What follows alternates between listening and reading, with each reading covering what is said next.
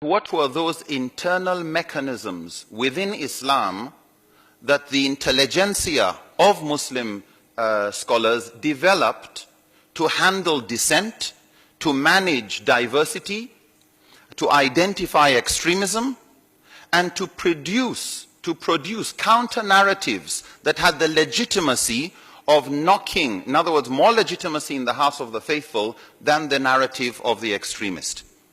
We were also interested not just in tackling extremism, but sometimes mainstream becomes extreme.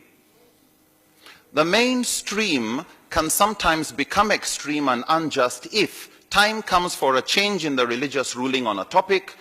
Situations have changed. Every scholar will say fatwa changes with the change of context. But if you do not have the qualified people to do the new fatwa, to conduct the ijtihad or juristic reasoning, then an old religious position haunts the present, haunts into the future. Why? Because you do not have the qualified people enough to change and give a more relevant teaching. Ibn Qayyim al-Jawziyah, a respected jurist, once said, the whole of Islamic teachings is about benefit for humanity in this world and the hereafter. He says, it's all about justice, compassion, wisdom, and goodness. That any teaching, any ruling that is presented by a scholar that moves from justice to injustice, from compassion to cruelty, from wisdom to folly, or from goodness to harm and evil, is a ruling that does not belong to Sharia, even if somebody claims it came from the text or an interpretation. The interpretation cannot be correct if it conflicts with the clear objectives of the text. The problem is, many Muslims are themselves ignorant of this field because it's left for people who are going to be muftis, people who are going to be mujtahids. So most Muslims have not studied this area and have not really taken it seriously. People go online and get fatwas. It's like going to get a prescription from a doctor that has not diagnosed you and doesn't know where you are coming from. Yeah, that's the danger of online sources. But when the people who are getting these, they will get these fatwa, they will spread it, and they will quote the great scholar who gave that fatwa. Does it fit the context? This person doesn't know. All he knows is some great scholar said so. What we find is unqualified micro-mujtahids, online and offline. People talking with religious authority who do not have the authority. They don't understand the importance of context. They don't understand the rules of interpretation, nor are they even aware of when a teaching is off the objectives of the teaching, and therefore they should caution themselves and go ask somebody who knows better. And you can't have censorship. You can't stop people from going online. You can't control that. So the proposal we are making is the promotion of subjects like usulul fiqh and maqasid in the general public.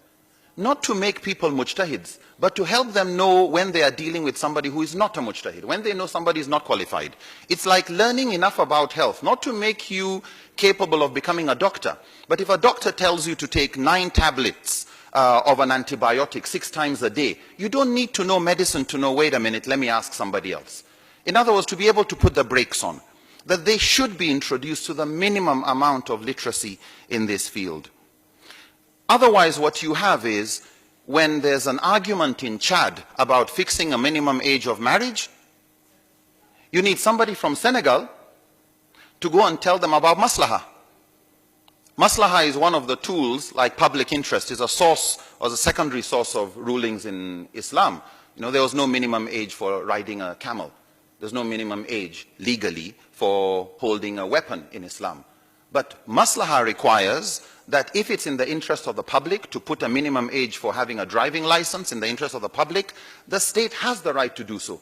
But it needs scholars who are grounded in usul and these rules of interpretation to say this type of thing. Chad cannot keep calling Senegal to come and help solve their problems. People in Senegal need to be trained. Women need to be trained in basic fields. It doesn't take more than a week's training to know the ABCD. It doesn't make you a mujtahid, but at least you know when you're dealing with somebody who is not qualified. Quick response to a point that my sister raised there about the question of women traveling alone in Islamic jurisprudence. Yes, there is a hadith where the Prophet Muhammad, peace be upon him, said a woman should not travel alone without a mahram. But in the rules of interpreting text, you don't take one text in an isolation of other texts. We have another text where some of the companions of the Prophet were complaining about the level of insecurity and oppression and injustice.